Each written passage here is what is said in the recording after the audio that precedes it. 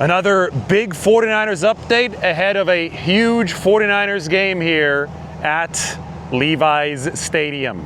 Underneath raindrops. Rain is in the forecast for Saturday as the 49ers host the Seattle Seahawks with a number 1 seed on the line. George Kittle, Trent Williams, those are the two main injury situations that we are continuing to monitor throughout this week. As of right now, I would say George Kittle will almost certainly play. Trent Williams very much questionable for the 49ers.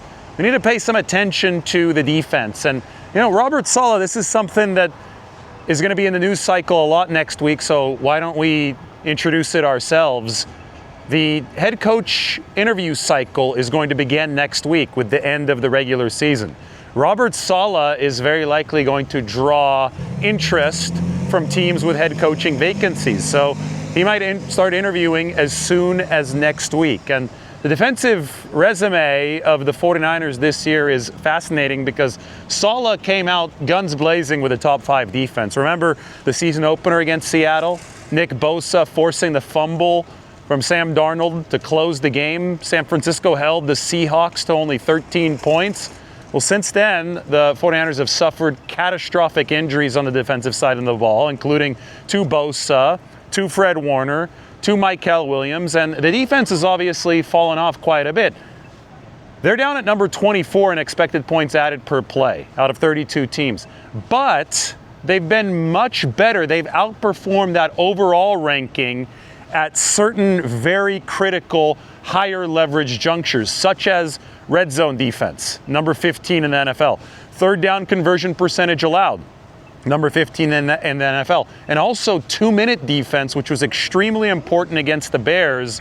The 49ers excelled there on Sunday night. The Bears, as you'll hear Robert Saleh explain here, were a top 2, maybe even a top 1 2-minute offense team. And the 49ers stopped them in both 2-minute situations at the end of the first half and, of course, with the famous stop at the end of the game. That's one thing I feel like we've done a really good job of this year.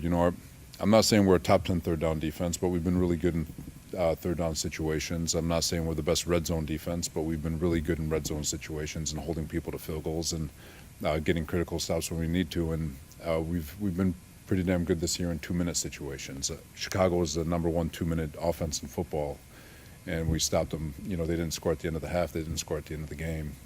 And the one thing I love about our group, they will not stop fighting. As rough as the game was, we got the 2 3-and-outs to start the game. We gave up those 2 touchdowns. We got the stop it right before the half. Second half wasn't going our way, but we hold them to a field goal and the turnover on downs in the last 2 drives, which credit to them, just fought. We trust our guys in those critical situations. They don't panic. It's not too big for them. We've been in a lot of them already this year, and like it a heck of a lot more when it's a blowout in our favor. But they're battle tested, and I'm sure we're going to experience a few more of them before the season's out. So Saleh deserves a lot of credit for making the most out of what he has talent-wise. And sometimes the way to do that is to produce at the most important situations, save those most valuable bullets for the biggest spots. And I've been talking about the formula all season. I've said elite offense plus an opportunistic defense because I've known, especially since Bosa and Warner went down, that the 49ers would not be able to have a top 10 defense. But I have also realized that they have Robert Saleh. They have great coaching. They can find a way to make the defense good at very specific junctures. Fans who are just counting stats and looking at yardage and frustrated over some of the big plays that the 49ers gave up against the Bears, I don't think you're understanding the whole picture. That kind of stuff was going to happen to the 49ers on a big scale this year when Bosa and Warner went down. But it's about delivering when it really matters. And the Bears only went 1 of 3 in the red zone, and they went 0 for 2 on their 2 2-minute drives. End of the first half was really big for San Francisco as well. The math would not have worked for a victory without that stop at the end of the second quarter. So you spin it forward to this week. How did the 49ers stop the Seahawks? Well, the one big thing that I'll tell you is that Seattle's offense has not been good over the course of the past month and a half. Sam Darnold ranks as the number 23 quarterback in the league by EPA per play. Brock Purdy, by the very same metric, is number 1 in the league. So the Seahawks, the one thing they've had going for them recently, especially last week when they beat Carolina 27-10, has been the run offense. Zach Charbonnet, Kenneth Walker, both of those running backs were good against the Seattle Seahawks. And with Darnold struggling the way that he is, I think that it's extremely important for the Seahawks to run the ball, and by extension, it's really important for the 49ers to stop that run, especially if it's going to be raining here at Levi's Stadium. Here is Robert Saleh's thoughts on Seattle's run game. They're different play styles, but two very effective backs that can execute the entire offense as they see fit, if that makes sense. It's, Walker, they're both very explosive. You can say Charbonnet's probably more one cut downhill, where Kenneth can absolutely embarrass you, run away from you. You can do whatever he wants to you, and they're both very effective in their play styles. No different than last week. It feels very similar to last week, where Swift, again, downhill, can make you miss, can run you over, can run away from you, and 25 with just one cut and just run you over. So this backfield tandem, too, very, very effective, very, very strong. They got two really good backs. Now, flipping it to the other side of the 49ers formula, elite offense, that's what Seattle has to worry about with their elite defense. And today, the Seahawks head coach Mike Macdonald was asked a really interesting question by the local Seattle media, one that people should be asking way more often about Brock Purdy. You've heard me say time and time again, he's one of the best dual-threat quarterbacks in the NFL. Well, finally, the rest of the media is catching on to that and asking questions like this. Player like Brock Purdy, who's not a typical runner but is really elusive, at what point do you prioritize treating him like a running quarterback and keeping him in the pocket over stunts and rushing pass? Well, there's definitely a balance. Not all plays are the same based off the situation. He's doing a great job. He really is. I mean, there's a lot of plays where he's throwing around time and layering throws over hook players and seeing defenses kind of before it happens and making you pay that way. And then he's doing, it's obviously making a lot of plays, extended plays, and being creative and using his playmaking ability as well. So I think it depends on the situation, what you have called, how you're trying to attack them. Now, zooming back to the 49ers facility, today Clay Kubiak, who is San Francisco's offensive coordinator, has worked with the quarterbacks closely for years, was asked about Brock Purdy's hot stretch, because every single metric, like Nate Silver just came out with a new one called QBERT, Brock Purdy is ranked number 1 there, ahead of Drake May and Matthew Stafford, the two people getting all that MVP debate about them. I think that Purdy and Christian McCaffrey also need to be in that MVP conversation. But Purdy's score in QBERT is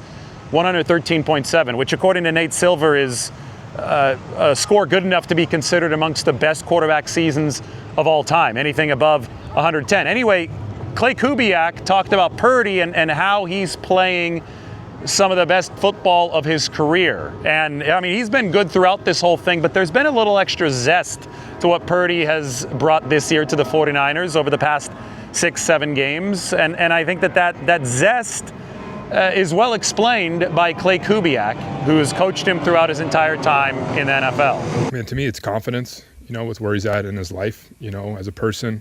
It's confidence in himself. I think Brock, he'll probably admit this. It probably took him 2 or 3 years to really prove to himself that he belongs, that this is real, and I'm the franchise quarterback, and I need to be myself, and I don't need to be anything else. And I think Brock's proving to himself every day that him being himself is a really, really good quarterback, and it's a guy who's going to win a lot of games. I just see him playing with so much confidence, more than he ever has. Not that he lacked it, but it's just full belief in himself, and it's definitely mastery of the offense and kind of where he's developed in those areas. So yeah, I just see a guy who's playing with a very clear mind. And a guy who is playing much better than Sam Darnold. So in this showdown here at Levi's, the 49ers, they may not have the advantage on the defensive side of the ball. Seattle, top 2 team in that regard.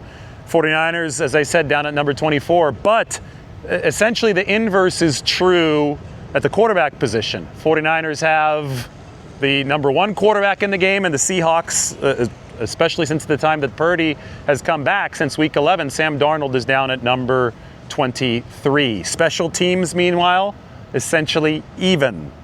Maybe we look at Christian McCaffrey then as a differentiator. It's kind of funny to see Mike McDonald, the Seahawks head coach, respond to a question today about CMC. You've got a guy like Christian McCaffrey who's so involved in both the pass game and the run game. What do you try to take away first? All the plays. You're just that's what you. Again, it's a terrible answer, but it's by situation again. You know, like who do you have on the field? Who do they have on the field? Where's the ball? You know, are you trying to attack? Are you trying to kind of hedge? Or you just those are the things you're thinking about. But he's definitely someone you have to account for at all times, and they do a great job of moving around. I mean, his skill, he can do everything, so you have to account for everything. So it's a great challenge. Now, Christian McCaffrey is 110 receiving yards short of 1,000. If he is able to get 110 receiving yards, then he would have become the first player in NFL history to go 1K, 1,000, 1,000. He's unlikely to get that. His season high this year is 92 receiving yards, but that was against maybe the best team the 49ers have faced. Jacksonville, especially as of late, is atop all the NFL rankings. It's Jacksonville 1, 49ers 2, and Christian McCaffrey had those 92 yards in week 4 against the Jags. His career high in receiving yards for a game is 116. That happened back in 2019 when he was playing with the Panthers. Probably the only way that Christian McCaffrey gets to 1,000 receiving yards on the season in this game is if he rips off an explosive reception or two early. And the Seahawks are really good at limiting those explosive receptions. So something would have to break trend. But, I mean, crazier things have happened. Elite offenses can beat elite defenses. In fact, this year the Seahawks have given up 30-plus to both the Rams and the Tampa Bay Bucks when Tampa Bay was playing at a much higher level offensively. Anyway, I want to focus on the explosive plays allowed/generated on the other side of the ball, the other matchup in this game. How explosive will Seattle's offense be against the 49ers defense? Because with the exception of last week, the 49ers defense has actually been very good at avoiding explosive plays. So let's hear from Robert Saleh one more time. Defense has struggled in many ways, but earlier you heard Saleh correctly say they haven't struggled in the red zone and they haven't struggled on third down. They also haven't struggled in general, giving up those explosive plays. Probably a key in this game against the Seahawks. One thing I feel like we've done a really nice job of leading up, with the exception of last week. I felt like the explosive plays we've allowed had been to a minimum. I'm not sure where I would like to think. I don't know if we're top 10, but I'm pretty sure we've been pretty good in terms of limiting explosive runs, explosive passes, and when we do that, I feel like we can play pretty good defense. And but like any defense in football, if you're giving up explosive plays, you're going to light up the offense, going to light up the scoreboard. So there is the more aggressive you get, the more aggressive they can get with regards to creating those explosive plays. And so again, it's a cat and mouse game. Just how aggressive do we want to be? We got to pick and choose our battles, and hopefully we choose right when the time is right. All right, I'm going to take you inside the 49ers locker room now. I'm here on New Year's Eve. Happy New Year's to those of you who are already in 2026 watching this, different parts of the world. And Happy New Year's Eve, and enjoy your evening, enjoy your night if you're here on the West Coast or somewhere in the U.S. watching this on December 31st of 2025. Our final update, in all likelihood, of the 2025 calendar year. Really glad that all of you were with us for the ride this year. It was our most successful season yet on the YouTube channel, or year yet, because the season isn't over yet. Make sure you hit that subscribe button. Let's get us up to 100,000 real subscribers. Maybe even before this year is done, or at least to begin 2026. All right, here's your exclusive look into the 49ers locker room ahead of this showdown for all the marbles against Seattle.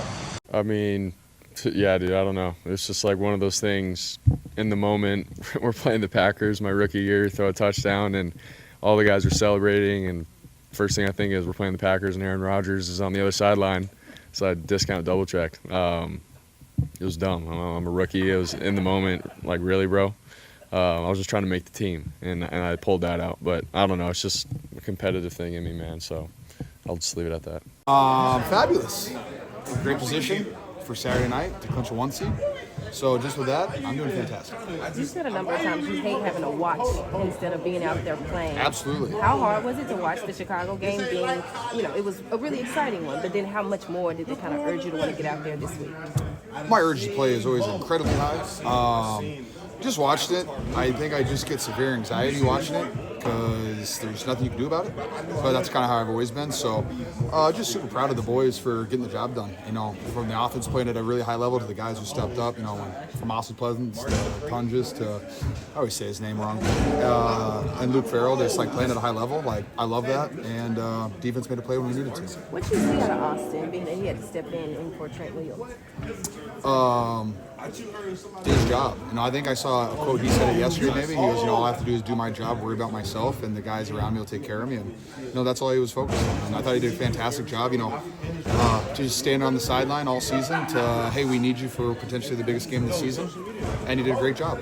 So we're all just super happy for him. What do you think of Jake Tunges playing so well after kind of getting phased out of the offense for a few weeks? Jake approaches every single day like he's going to play, and Jake's he's our backup fullback. So the way that Jake prepares, he's studying everything that I do. He's studying everything that Juice does. So in a moment's notice, he's ready to go. And I think he's a natural football player. He's a natural mover. He's a really good athlete.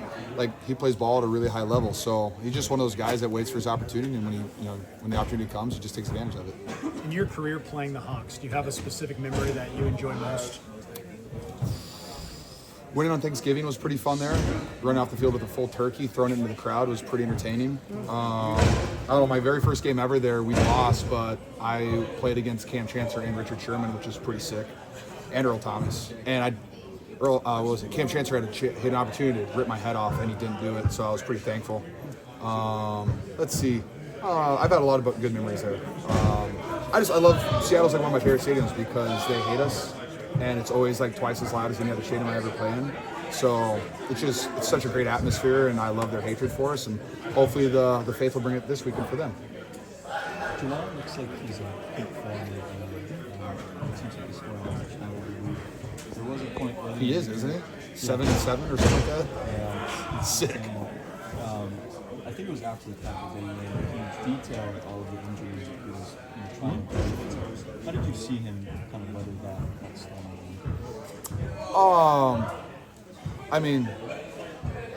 Football's a difficult sport. You get banged up, you deal with injuries. That's kind of what everybody does. It's just a reality of our sport. If you're playing the right way, you're going to feel like crap the next day after a game. And it's just what can you do throughout the week to get your body back to the right spot. Something that everybody does. And I think he's a super tough guy. He wants to win, and he wants the ball, and he wants to score touchdowns. And so if you have that type of mindset, it just gives you an opportunity to kind of ignore those pains and just play through it. Was your expectation to play on Saturday? Absolutely. Did you have a radio call in so you could hear what the plays were last game, or did you? Oh, I do have a little thing on my ear. Did you know that on Jennings' touchdown to go ahead? Did you know that play was coming in, and were you watching it? And what did you think of how Brock did and how? Just on that play? Yeah, just on that play. He calls a play. I'm usually just watching my tight ends to see if they're doing the right thing. But I'm pretty sure, I don't know what coach I was standing next to, probably Fleury, and he was like, this could be a great one. And it was a great one, so I was really excited about that. It's fun to listen to it, because I just hear what Brock hears every single time. And I really wish Brock had a microphone back to talk to Kyle, because I would thoroughly enjoy that. Because a lot of the time it's just Kyle going, Brock, can you hear me? Brock, are you listening to me? And then just Brock just giving a thumbs up. I really wish Brock had a mic. I think that'd be fun for all of us to hear. George, with all the injuries you guys have had to overcome on both sides of the ball, what is this opportunity on Saturday to clinch the 1 seed mean to you? Anytime you're in position to, secure a 1 seed, that means you're playing really good football at a really high level. And, I feel like everybody in the locker room said it. I don't think anybody believed that we'd have a chance at the 1 seed in Seattle in the last game of the season. But it's been kind of fun because no one's really been looking at that the entire year. Everyone's just like, all right, we got a game. Who are we playing? Focus on that, and then let's just get to the next week and see what we can do. And yeah, we've lost fantastic players throughout the way, from myself to Brock to Fred to Bosa to Trent Williams, guys, gotten hurt, and it is what it is. And this team just keeps going, and the guys we have in his backups are fantastic, and they just kind of have that same mindset. So it's just a really cool thing to be a part of a team that's as gritty as this one. And while not every game might be pretty, it's really fun to watch. What makes this Seattle defense so good? In Jeff since he started doing the tailgate? I mean, it seems like, yes, everybody's having fun, but it seems like there's a little bit of a shift. Oh, I just think there's good energy in the building. That's what it is. When you're winning football games, you're putting together like good offensive performances. It just gives you confidence in yourself, and it gives you confidence in the guys around you. And then when QB1 is making plays, enjoying himself, dancing, whatever it is, it's just like the whole team feeds off of him. And like, that's not any extra pressure. And that's just, hey, just be yourself, go be a baller, and the guys around you are going to support you, and they're going to be ballers themselves. With the blank, what makes Seattle's defense so tough? Let's see. One, they've got fantastic defensive front. Lawrence is having a fantastic year. He's Pro Bowler this year. Williams is fantastic. I mean, their whole D-line is just violent. You can watch their tape, and you can really see, like, every time that, whether it's run or pass, like, you see offensive linemen on the ground just getting thrown around the entire time. And not every D-line is like that. And then when you put in, like, a very well-coached secondary right behind that who doesn't give up any big plays, but they're very good at coming up on all the checkdowns, like a lot of checkdowns, like you see, and the Colts were hitting us for, like, 6-yard checkdowns, 12-yard checkdowns. Seattle's defense really holds everything to, like, 2 to 4 yards on checkdowns, and so it's like every yard really matters against them. Like, if it's 2nd and 8, and then all of a sudden it's 3rd and 7, hey, that's a little bit more tough. Like, you have to fight for those extra yards. So when you get to 3rd down, it's 3rd and 2, 3rd and 1, and you can stay on the field. And I think that's the most important thing is when we beat them in Seattle week 1. I think we started the season off with a 16-play drive, and then like our third drive was a 14-play drive for 8 minutes. And so I think the goal is to stay on the field, get first downs, and then we just have to continue to score in the red zone. When I asked Brock about the confidence and the growth in his confidence throughout the season, he mentioned that the toe, coming back from the toe, really helped him to kind of just want to lock in and play even better. Were there any cool moments when he was off that you guys kind of talked through that kind of helped you to understand, like, I see this thing? Yeah, that was 8 weeks ago, so I don't have any quotes for you about that. I don't even know what I ate for lunch yesterday, and that's just because I'm a guy, not because I play football. But, I mean, Brock attacks everything. Like, he's done it since he was a rookie, from calling through all the plays and walking through by himself to now that he's a starter, he does, like, all the extra stuff. So, like, everything he's been doing, like, he just prepares himself to be great every single day. And he kind of sets a standard for what this building needs to be. What do you think of the uniforms you guys are going to be wearing on Saturday? The helmets are sick. I can't wait to wear them. They're beautiful, and it'll just kind of be fun to wear something new. Thanks, guys. Thank you.